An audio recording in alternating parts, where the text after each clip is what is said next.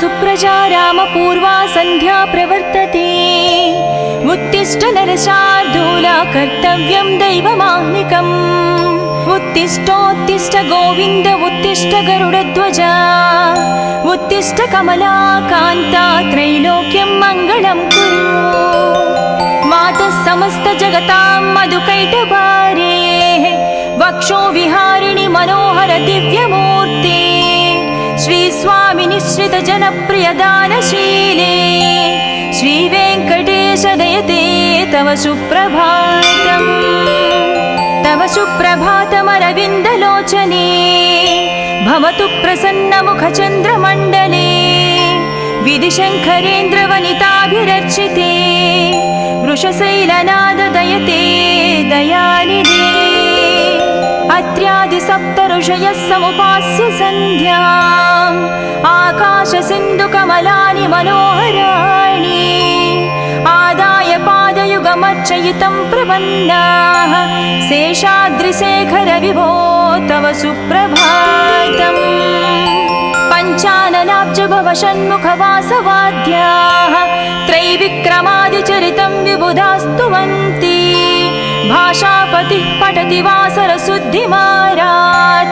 शेषाद्रिशेखर विभो तव सुप्रभातम्। ईशत्प्रफुल्ल सरसीरुह नारिकेळ पूगध्रुमादि सुमनोहर पालिकानाम्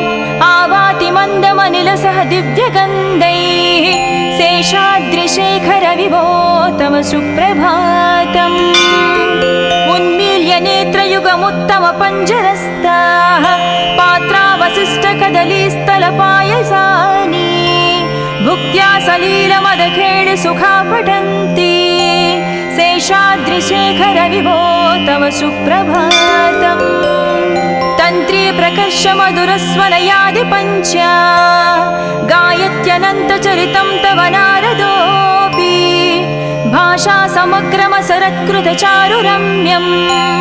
शेषाद्रिशेखर विभो तव सुप्रभातम्। भृङ्गावळी च मकरन्दरसानुविद्ध जङ्कारगीतनिनदैः सह सेवनाय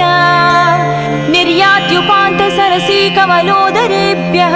शेषाद्रिशेखर विभो तव सुप्रभातम्। योषा गणेन वरदत्नि विमध्यमाने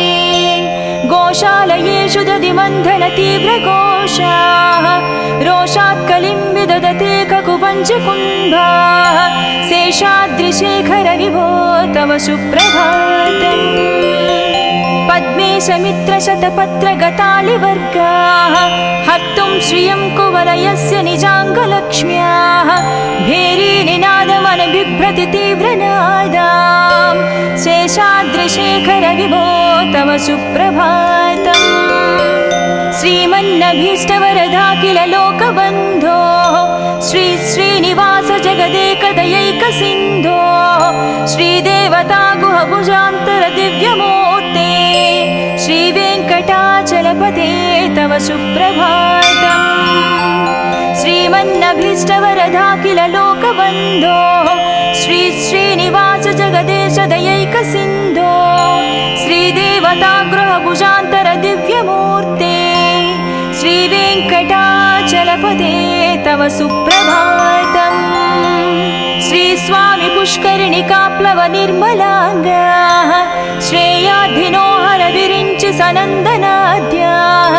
द्वारे वसन्ति वरनेत्रहतोत्तमाङ्गाः श्रीवेङ्कटाचलपते तव सुप्रभातम्। श्रीशेषशैलगरुडाचल वेङ्कटाद्रिनारायणाद्रिवृषभाद्रिवृषाद्रिमुख्याम् आख्यां त्वदीय वसतिरनिशं वदन्ति श्रीवेङ्कटाचलपते तव सुप्रभातम्। सेवापराः शिवसुरेश कृशानुधर्म रक्षो भुराद पवमानदनादिनाद बद्धाञ्जलिप्रविलसन्निध शीर्षदेशा श्रीवेङ्कटाचलपते तव सुप्रभातम्। दाटीश्रुते विहगराज मृगाधिराज नागाधिराज गजराज हयाधिराज स्वस्वाधिकारमहमाधिकमर्दयन्ते तव सुप्रभातम् सूर्येन्दुभौमबुधवाक्पति काव्यसौरि सद्भानुकेतु दिवि सत्परिसत्प्रधानाः त्वद्वासदापचरमावधिदासदासाः श्रीवेङ्कटाचलपते तव सुप्रभातम् तत्पादधूलिभरितस्फुरितोत्तमाङ्गाः स्वर्गापवर्गनिरपेक्ष निजान्तरङ्गाः कल्पागमाकलनया कुलताङ्गभन्ते श्रीवेङ्कटाचलपते तव सुप्रभातम् त्वद्गोपुराग्रशिखराणि निरीक्षमाणाः स्वर्गापवर्गपदवीं परमां श्रयन्तः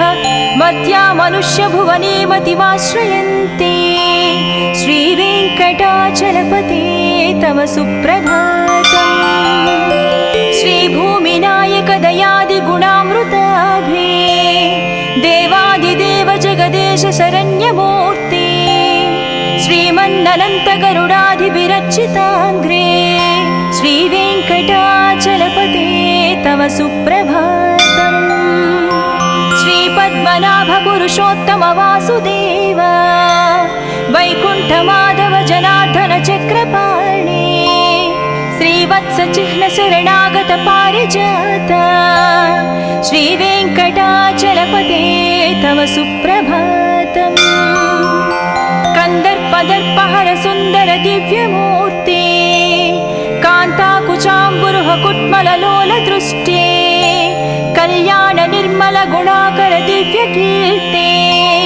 श्रीवेङ्कटाचलपते तव सुप्रभातम् मीनाकृते कमठकोल नृसिंहवर्णिन् स्वामिन् परस्वर तपोधन रामचन्द्र शेषांस राम यदुनन्दन कल्किरूप श्रीवेङ्कटाचलपते तव सुप्रभातम् येलालवङ्घगनसार सुगन्धितीर्थम् दिव्यं वियत्सरितु हेमघटेषु पूर्णम् धृत्वाद्धवैदिकशिखामणयः प्रहृष्टाः तिष्ठन्ति वेङ्कटपते तव सुप्रभातम् भास्वानुदीति विकचावि सरोरुहाणि सम्पूरयन्ति निनदैककुभो विहङ्गाः श्रीवैष्णवाः सतमर्धितमङ्गलास्ते धामाश्रयन्ति तव वेङ्कट सुप्रभातम् ब्रह्मादयाः सुरवराः सुमहर्षस्ते सन्तः सनन्दनमुखास्त्वदयोगिवर्याः धामान्तिके तव हि मङ्गलवस्तुहस्ताः श्रीवेङ्कटाचलपते तव सुप्रभातम् लक्ष्मीनिवास निरवध्य गुणैकसिन्धो संसारसागर समुत्तरणैकसेतो वेदान्तवेद्य निज वैभव भक्तभोग्या श्रीवेङ्कटाचलपते तव सुप्रभातम् लक्ष्मीनिवास निरवध्य गुणैकसिन्धो संसारसागर समुत्तरणैकसेतो वेदान्तवेद्य निज वैभव भक्तभोग्या श्रीवेङ्कटाचलपते तव सुप्रभातम् इत्थं वृषाचलपतेरिह सुप्रभातम् ये मानवः प्रतिदिनं पठितुं प्रवृत्ताः तेषां प्रभातसमये स्मृतिरङ्गभाजां प्रज्ञां परार्धसुलभां परमां प्रसूते इत्थं वृषाचलपतेरिह सुप्रभातम् ये मानवः प्रतिदिनं पठितुं प्रवृत्ताः तेषां प्रभातसमये स्मृतिरङ्गभाजां प्रज्ञां परार्धसुलभां परमां प्रसूते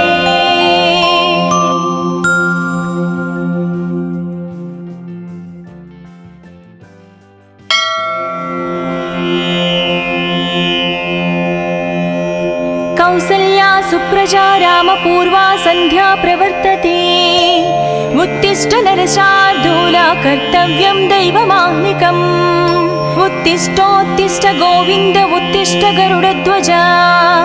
उत्तिष्ठ कमलाकान्ता त्रैलोक्यं मङ्गलं कुरु मातः समस्त जगतां मधुकैटभारे वक्षो विहारिणि मनोहर दिव्यमूर्ते श्री स्वामी निश्रित जनप्रिय दानशीले श्री वेंकटेश दयते तव सुप्रभातम् तव सुप्रभातमरविन्दलोचने भवतु प्रसन्नमुखचन्द्रमण्डले विधिशङ्करेन्द्रवनिताभिरर्चिते वृषशैलनाद दयते दयानिधे अत्र्यादिसप्तऋषयः समुपास्य सन्ध्याम् आकाशसिन्धुकमलानि मनोहराणि आदाय पादयुगमर्चयितं प्रपन्नाः शेषाद्रिशेखर विभो तव सुप्रभातम् पञ्चाननाब्ज भव षण्मुखवासवाद्याः त्रैविक्रमादिचरितं विबुधास्तुवन्ति भाषापतिः पठति वासरशुद्धिमारात् शेषाद्रिशेखर विभो तव सुप्रभातम् ईषत्प्रफुल्ल सरसीरुह नारिकेळ पूगद्रुमादि सुमनोहर पालिकानाम् आवाति मन्दमनिलसह दिव्यगन्धैः शेषाद्रिशेखर विभो तव सुप्रभातम् उन्मील्य नेत्रयुगमुत्तम पञ्जरस्ताः पात्रावशिष्टकदलीस्थलपायसानि भुक्त्या सलीलमदखेळि सुखा पठन्ति शेषाद्रिशेखर विभो तव सुप्रभातम् तन्त्री प्रकर्ष मधुरस्वनयादि पञ्च गायत्यनन्तचरितं तव नारदोऽपि भाषा समग्रमसरत्कृतचारुरम्यम् शेषाद्रिशेखर विभो तव सुप्रभातम् भृङ्गावळी च मकरन्दरसानुविद्धझङ्कारगीतनिनदैः सह सेवनाय निर्यात्युपान्तसरसी कमलोदरेभ्यः शेषाद्रिशेखर विभो तव सुप्रभातम् योषा गणेन वरदत्नि विमध्यमाने गोशालयेषु दधिमन्थन तीव्रघोषाः रोषात् कलिं विदधते ककुपञ्चकुम्भाः शेषाद्रिशेखर विभो तव सुप्रभातम् पद्मेशमित्रशतपत्रगतालिवर्गाः हर्तुं श्रियं कुवलयस्य निजाङ्गलक्ष्म्याः भेरीनिनादमनबिभ्रति तीव्रनादाम् शेषाद्रिशेखर विभो तव सुप्रभातम् श्रीमन्नभीष्टवरदाखिल लोकबन्धो श्री श्रीनिवास जगदेकदयैकसिन्धो श्रीदेवता गुहभुजान्तर दिव्यमूर्ते श्रीवेङ्कटाचलपते तव सुप्रभातम् श्रीमन्नभीष्टवरदाखिल लोकबन्धो श्री श्रीनिवास जगदेश दयैकसिन्धो श्रीदेवता गृहभुजान्तर दिव्यमूर्ते श्रीवेङ्कटाचलपते तव सुप्रभातम् श्री स्वामी पुष्करिणिकाप्लव निर्मलाङ्गाः श्रेयाधिनो हर विरिञ्चि सनन्दनाद्याः द्वारे वसन्ति वरनेत्र हतोद्यमाङ्गाः श्रीवेङ्कटाचलपते तव सुप्रभातम् श्रीशेषशैलगरुडाचल वेङ्कटाद्रिनारायणाद्रिवृषभाद्रिवृषाद्रिमुख्या आख्यां त्वदीयवसतिरनिशं वदन्ति श्रीवेङ्कटाचलपते तव सुप्रभातम् सेवापराः शिवसुरेश कृशानुधर्मरक्षोऽम्बुराद पवमानदनादिनाद बद्धाञ्जलिप्रविलसन्निधशीर्षदेशा श्रीवेङ्कटाचलपते तव सुप्रभातम् दाटीशुते विहगराज मृगाधिराज नागाधिराज गजराज हयाधिराज स्वस्वाधिकारमहमाधिकमर्दयन्ते श्रीवेङ्कटाचलपते तव सुप्रभातम् सूर्येन्दुभौमबुधवाक्पति काव्यसौरि सद्भानुकेतु दिवि सत्परिसत्प्रधानाः त्वद्वासदापचरमावधि दासदासाः श्रीवेङ्कटाचलपते तव सुप्रभातम् तत्पादधूलिभरितस्फुरितोत्तमाङ्गा स्वर्गापवर्गनिरपेक्ष निजान्तरङ्गा कल्पागमाकलनया कुलताङ्गभन्ते श्रीवेङ्कटाचलपते तव सुप्रभातम् त्वद्गोपुराग्रशिखराणि निरीक्षमाणाः स्वर्गापवर्गपदवीं परमां श्रयन्तः मर्त्या मनुष्यभुवने मतिमाश्रयन्ते श्रीवेङ्कटाचलपते तव सुप्रभातम् श्रीभूमिनायक दयादिगुणामृताभे देवादिदेव जगदेश शरण्यमूर्ते श्रीमन्ननन्त गरुडाधिविरचिताङ्ग्रे श्रीवेङ्कटाचलपते तव सुप्रभातम् श्रीपद्मनाभ पुरुषोत्तम वासुदेव वैकुण्ठमाधव जनार्दन चक्रपाणि श्रीवत्स चिह्न शरणागत पारिजात श्रीवेङ्कटाचलपते तव सुप्रभातम् कंदर्पदर्पहर सुंदर दिव्यमूर्ते कांताकुचाम्बुरुह कुट्मललोल दृष्टे कल्याण निर्मल गुणाकर दिव्यकीर्ते श्रीवेङ्कटाचलपते तव सुप्रभातम् मीनाकृते कमठकोल नृसिंहवर्णिन् स्वामिन् परस्वर तपोधन रामचन्द्र शेषांस राम यदुनन्दन कल्किरूप श्रीवेङ्कटाचलपते तव सुप्रभातम् येलालवङ्घगणसार सुगन्धितीर्थम् दिव्यं वियत्सरितु हेमघटेषु पूर्णम् धृत्वाद्धवैदिकशिखामणयः प्रहृष्टाः तिष्ठन्ति वेङ्कटपते तव सुप्रभातम् भास्वानुदीति विकचाविसरोरुहाणि सम्पूरयन्ति निनदैककुबो विहङ्गा श्रीवैष्णवाः सतमर्धितमङ्गलास्ते धामाश्रयन्ति तव वेङ्कटसुप्रभातम् ब्रह्मादयाः सुरवराः सुमहर्षयस्ते सन्तः सनन्दनमुखास्त्वदयोगिवर्याः धामान्तिके तव हि मङ्गलवस्तुहस्ताः श्रीवेङ्कटाचलपते तव सुप्रभातम् लक्ष्मीनिवास निरवध्य गुणैकसिन्धो संसारसागर समुत्तरणैकसेतो वेदान्तवेद्य निज वैभव भक्तभोग्या श्रीवेङ्कटाचलपते तव सुप्रभातम् लक्ष्मीनिवास निरवध्य गुणैकसिन्धो संसारसागर समुत्तरणैकसेतो वेदान्तवेद्य निज वैभव भक्तभोग्या श्रीवेङ्कटाचलपते तव सुप्रभातम् इत्थं वृषाचलपतेरिह सुप्रभातम् ये मानवः प्रतिदिनं पठितुं प्रवृत्ताः तेषां प्रभातसमये स्मृतिरङ्गभाजां प्रज्ञां परार्धसुलभां परमां प्रसूते इत्थं वृषाचलपतेरिह सुप्रभातम् ये मानवः प्रतिदिनं पठितुं प्रवृत्ताः तेषां प्रभातसमये स्मृतिरङ्गभाजां प्रज्ञां परार्धसुलभां परमां प्रसूते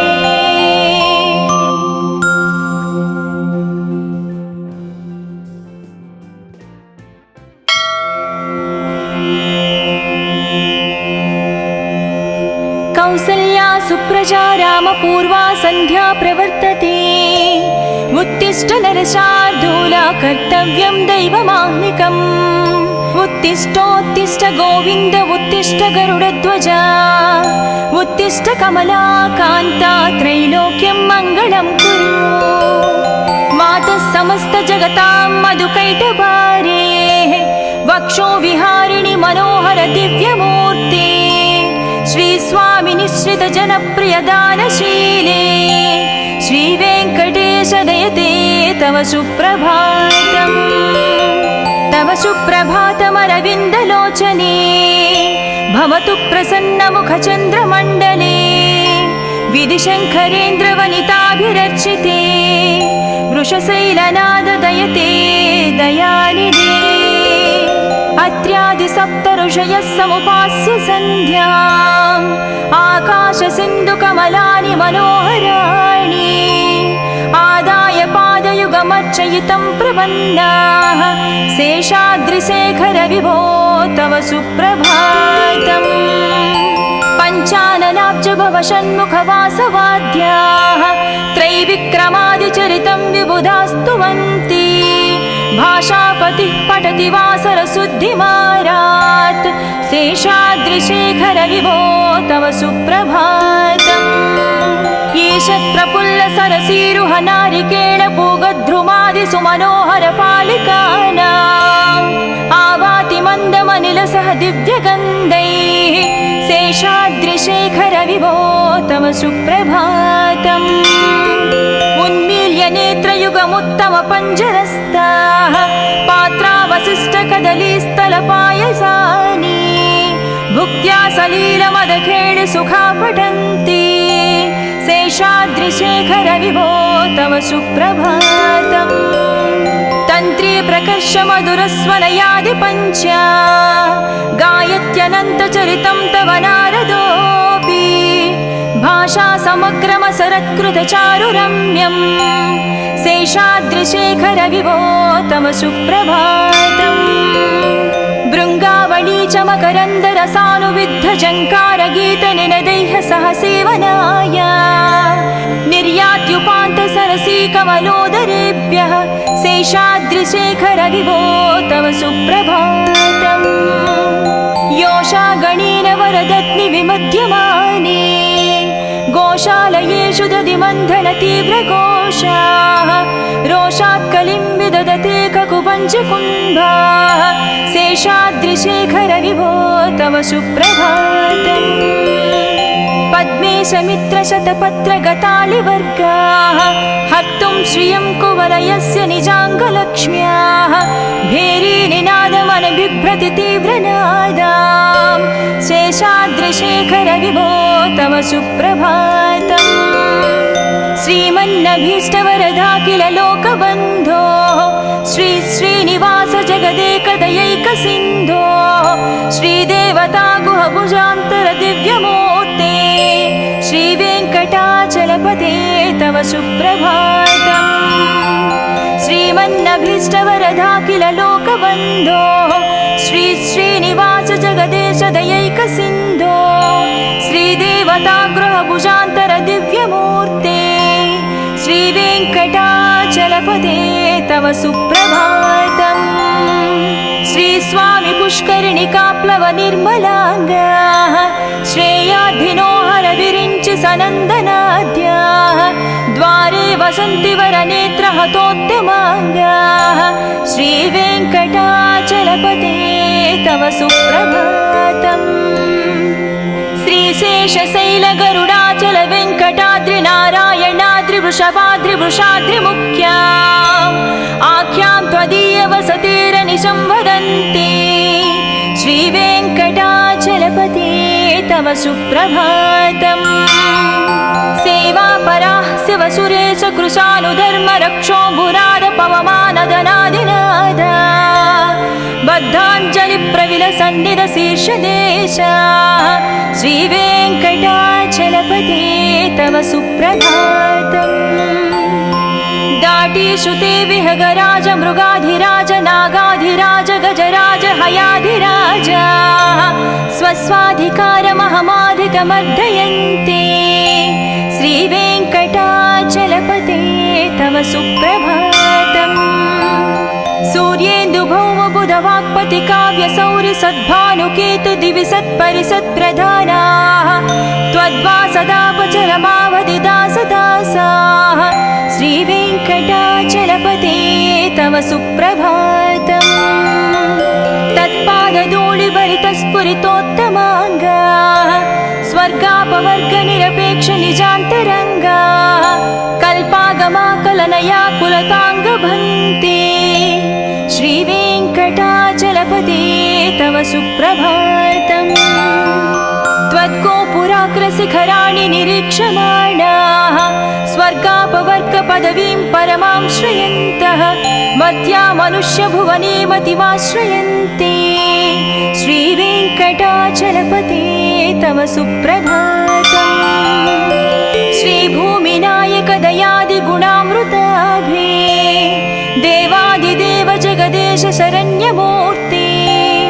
श्रीमन्ननन्त गरुडाधिभिरर्चिताङ्घ्रे श्रीवेङ्कटाचलपते तव सुप्रभातम् श्रीपद्मनाभ पुरुषोत्तम वासुदेव वैकुण्ठमाधव जनार्दन चक्रपाणे श्रीवत्स चिह्न शरणागत पारिजात श्रीवेङ्कटाचलपते तव सुप्रभातम् कंदर्पदर्पहर सुंदर दिव्यमूर्ते कान्ताकुचाम्बुरुह कुट्मललोल दृष्टे कल्याण निर्मल गुणाकर दिव्यकीर्ते श्रीवेङ्कटाचलपते तव सुप्रभातम् मीनाकृते कमठकोल नृसिंहवर्णिन् स्वामिन् परस्वर तपोधन रामचन्द्र शेषांस राम यदुनन्दन कल्किरूप श्रीवेङ्कटाचलपते तव सुप्रभातम् येलालवङ्घगणसार सुगन्धितीर्थम् दिव्यं वियत्सरितु हेमघटेषु पूर्णम् धृत्वाद्धवैदिकशिखामणयः प्रहृष्टाः तिष्ठन्ति वेङ्कटपते तव सुप्रभातम् भास्वानुदीति विकचाविसरोरुहाणि सम्पूरयन्ति निनदैककुबो विहङ्गाः श्रीवैष्णवाः सतमर्धितमङ्गलास्ते धामाश्रयन्ति तव वेङ्कट सुप्रभातम्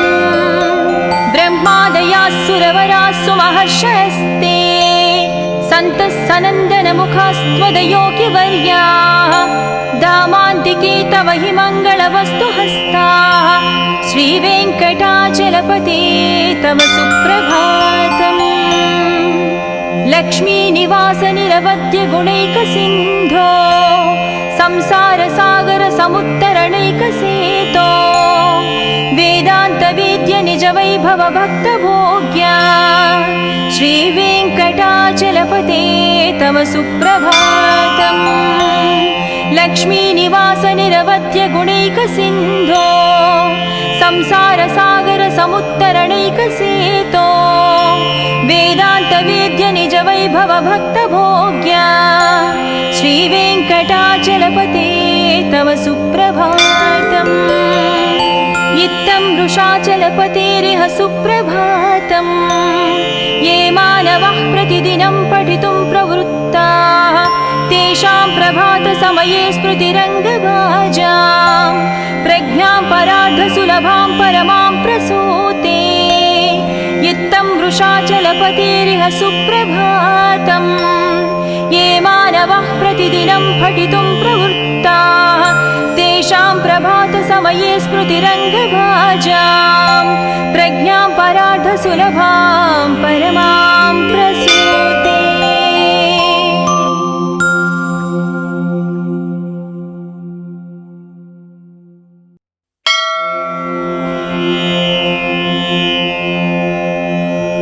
कौसल्या सुप्रजा रामपूर्वा सन्ध्या प्रवर्तते उत्तिष्ठ नरशार्दूला कर्तव्यं दैवमाह्निकम् उत्तिष्ठोत्तिष्ठ गोविन्द उत्तिष्ठ गरुडध्वजा उत्तिष्ठ कमला कान्ता त्रैलोक्यं मङ्गलं कुरु मातः समस्त जगतां मधुकैटभारे वक्षो विहारिणि मनोहर दिव्यमूर्ते श्री स्वामी निश्रित जनप्रिय दानशीले श्रीवेङ्कटेश दयते तव सुप्रभातम् तव सुप्रभातमरविन्दलोचने भवतु प्रसन्नमुखचन्द्रमण्डले विधिशङ्करेन्द्रवनिताभिरर्चिते वृषशैलनाद दयते दयानिधे अत्र्यादि सप्त ऋषयः समुपास्य सन्ध्याम् आकाश सिन्धु कमलानि मनोहराणि आदाय पादयुगमर्चयितं प्रपन्नाः शेषाद्रिशेखर विभो तव सुप्रभातम् पञ्चाननाब्ज भव षण्मुखवासवाद्याः त्रैविक्रमादिचरितं विबुधास्तुवन्ति भाषापतिः पठति वासरशुद्धिमारात् शेषाद्रिशेखर विभो तव सुप्रभातम् ईषत् प्रफुल्ल सरसीरुह नारिकेळ पूगद्रुमादि सुमनोहर पालिकानाम् आवाति मन्दमनिलसह दिव्यगन्धैः शेषाद्रिशेखर विभो तव सुप्रभातम् उन्मील्य नेत्रयुगमुत्तम पञ्जरस्ताः पात्रावशिष्टकदलीस्थलपायसानि भुक्त्या सलीलमदखेळ सुखा पठन्ति शेषाद्रिशेखर विभो तव सुप्रभातम् तन्त्री प्रकर्ष मधुरस्वनयादि पञ्चा गायत्यनन्तचरितं तव नारदोऽपि भाषा समग्रमसरत्कृतचारुरम्यम् शेषाद्रिशेखर विभो तव सुप्रभातम् भृङ्गावळी च मकरन्दरसानुविद्ध जङ्कारगीतनिनदैः सह सेवनाय निर्यात्युपान्त सरसी कमलोदरेभ्यः शेषाद्रिशेखर विभो तव सुप्रभातम् योषा गणेन वरदत्नि विमध्यमाने गोशालयेषु दधिमन्थन तीव्रघोषाः रोषात् कलिं विदधते ककुपञ्चकुम्भाः शेषाद्रिशेखर विभो तव सुप्रभातम् पद्मेशमित्रशतपत्रगतालिवर्गाः हर्तुं श्रियं कुवलयस्य निजाङ्गलक्ष्म्याः भेरीनिनादमनबिभ्रति तीव्रनादाम् शेषाद्रिशेखर विभो तव सुप्रभातम् श्रीमन्नभीष्टवरदाखिल लोकबन्धो श्री श्रीनिवास जगदेकदयैकसिन्धो श्रीदेवता गुहभुजान्तर दिव्यमूर्ते श्रीवेङ्कटाचलपते तव सुप्रभातम् श्रीमन्नभीष्टवरदाखिल लोकबन्धो श्री श्रीनिवास जगदेश दयैकसिन्धो श्रीदेवता गृहभुजान्तर दिव्यमूर्ते श्रीवेङ्कटाचलपते तव सुप्रभातम् श्रीस्वामि पुष्करिणिकाप्लव निर्मलाङ्गाः श्रेयाधिनोहर विरिञ्चि सनन्दनाद्याः द्वारे वसन्ति वरनेत्रहतोत्तमाङ्गाः श्रीवेङ्कटाचलपते तव सुप्रभातम् श्रीशेषशैलगरुडाचल वेङ्कटाद्रि नारायणाद्रि वृषभाद्रि वृषाद्रिमुख्याम् आख्यां त्वदीयवसतेरनिशं वदन्ति श्रीवेङ्कटाचलपते तव सुप्रभातम् सेवापराः शिवसुरेश कृशानुधर्म रक्षोऽम्बुराद पवमानदनादिनादा बद्धाञ्जलि प्रविलसन्निध शीर्षदेशाः श्रीवेङ्कटाचलपते तव सुप्रभातम् दाटीषुते विहगराज मृगाधिराज नागाधिराज गजराज हयाधिराज स्वस्वाधिकारमहमाधिकमर्दयन्ते श्रीवेङ्कटाचलपते तव सुप्रभातम् सूर्येन्दुभौमबुधवाक्पति काव्यसौरि सद्भानुकेतु दिवि सत्परिसत्प्रधानाः त्वद्वासदापचरमावधिदासदासाः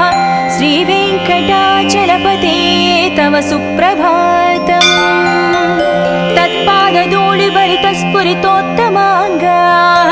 स्वर्गापवर्गनिरपेक्ष निजान्तरङ्गाः कल्पागमाकलनया कुलताङ्गभन्ते श्रीवेङ्कटाचलपते तव सुप्रभातम् त्वद्गोपुराग्रशिखराणि निरीक्षमाणाः स्वर्गापवर्गपदवीं परमां श्रयन्तः मर्त्या मनुष्यभुवने मतिमाश्रयन्ते तव सुप्रभातम् श्रीभूमिनायक दयादिगुणामृताभे देवादिदेव जगदेश शरण्यमूर्ते श्रीमन्ननन्त गरुडाधिभिरर्चिताङ्घ्रे श्रीवेङ्कटाचलपते तव सुप्रभातम् श्रीपद्मनाभ पुरुषोत्तम वासुदेव वैकुण्ठमाधव जनार्दन चक्रपाणे श्रीवत्स चिह्न शरणागत पारिजात श्रीवेङ्कटाचलपते तव सुप्रभातम् कंदर्पदर्पहर सुन्दर दिव्यमूर्ते कान्ताकुचाम्बुरुह कुट्मललोल दृष्टे कल्याण निर्मल गुणाकर दिव्यकीर्ते श्रीवेङ्कटाचलपते तव सुप्रभातम् मीनाकृते कमठकोल नृसिंहवर्णिन् स्वामिन् परस्वर तपोधन रामचन्द्र शेषांस राम यदुनन्दन कल्किरूप श्रीवेङ्कटाचलपते तव सुप्रभातम् येलालवङ्घगनसार सुगन्धितीर्थम् दिव्यं वियत्सरितु हेमघटेषु पूर्णम् धृत्वाद्धवैदिकशिखामणयः प्रहृष्टाः तिष्ठन्ति वेङ्कटपते तव सुप्रभातम् भास्वानुदीति विकचाविसरोरुहाणि सम्पूरयन्ति निनदैककुबो विहङ्गा श्रीवैष्णवाः सतमर्धितमङ्गलास्ते धामाश्रयन्ति तव वेङ्कट सुप्रभातम् ब्रह्मादयास्सुरवरास्सु महर्षयस्ते सन्तः सनन्दनमुखास्त्वदयोगिवर्याः दामान्तिके तव हि मङ्गलवस्तु हस्ताः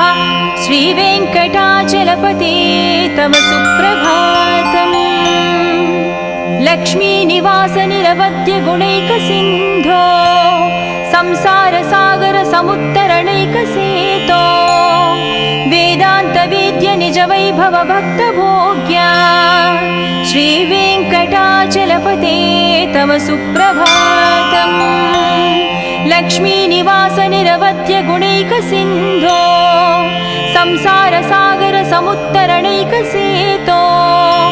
वेदान्तवेद्य निज वैभव भक्तभोग्या श्रीवेङ्कटाचलपते तव सुप्रभातम् इत्थं वृषाचलपतेरिह सुप्रभातम् ये मानवः प्रतिदिनं पठितुं प्रवृत्ताः तेषां प्रभातसमये स्मृतिरङ्गभाजां प्रज्ञां परार्धसुलभां परमां प्रसूते इत्थं वृषाचलपतेरिह सुप्रभातम् ये मानवः प्रतिदिनं पठितुं प्रवृत्ताः तेषां प्रभातसमये स्मृतिरङ्गभाजां प्रज्ञां परार्धसुलभां परमां प्रसूते।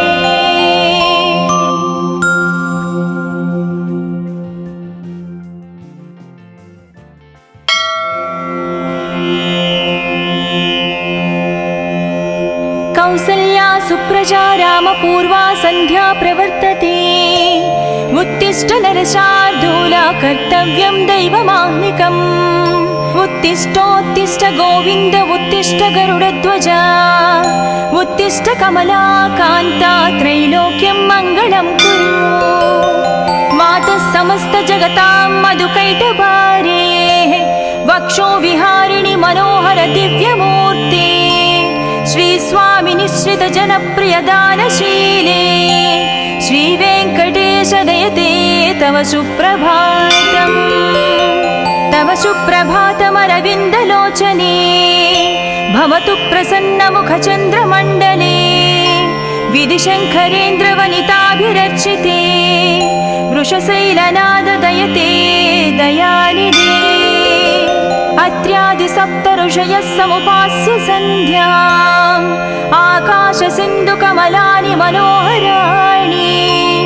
आदाय पादयुगमर्चयितं प्रपन्नाः शेषाद्रिशेखर विभो तव सुप्रभातम् पञ्चाननाब्ज षण्मुखवासवाद्याः त्रैविक्रमादिचरितं विबुधास्तुवन्ति भाषापतिः पठति वासरशुद्धिमारात् शेषाद्रिशेखर विभो तव सुप्रभातम् ईशत्प्रफुल्लसरसीरुह नारिकेळपूगद्रुमादि सुमनोहर पालिकानाम् आवाति मन्दमनिलसह दिव्यगन्धैः शेषाद्रिशेखर विभो तव सुप्रभातम् उन्मील्य नेत्रयुगमुत्तम पञ्जरस्ताः पात्रावशिष्टकदलीस्थलपायसानि भुक्त्या सलीलमदखेळ सुखा पठन्ति शेषाद्रिशेखर विभो तव सुप्रभातम् तन्त्री प्रकर्ष मधुरस्वनयादि पञ्च गायत्यनन्तचरितं तव नारदोऽपि भाषा समग्रमसरत्कृतचारुरम्यम् शेषाद्रिशेखर विभो तव सुप्रभातम् भृङ्गावळी च मकरन्दरसानुविद्धजङ्कारगीतनिनदैः सह सेवनाय निर्यात्युपान्तसरसी कमलोदरेभ्यः शेषाद्रिशेखर विभो तव सुप्रभातम् योषा गणेन वरदत्नि विमध्यमाने गोशालयेषु दधिमन्थन तीव्रघोषाः रोषात् कलिं विदधते ककुपञ्चकुम्भाः शेषाद्रिशेखर विभो तव सुप्रभातम् पद्मे समित्रशतपत्रगतालिवर्गाः हर्तुं श्रियं कुवलयस्य निजाङ्गलक्ष्म्याः भेरीनिनादमनबिभ्रति तीव्रनादाम् शेषाद्रिशेखर विभो तव सुप्रभातम् श्रीमन्नभीष्टवरदा किल लोकबन्धो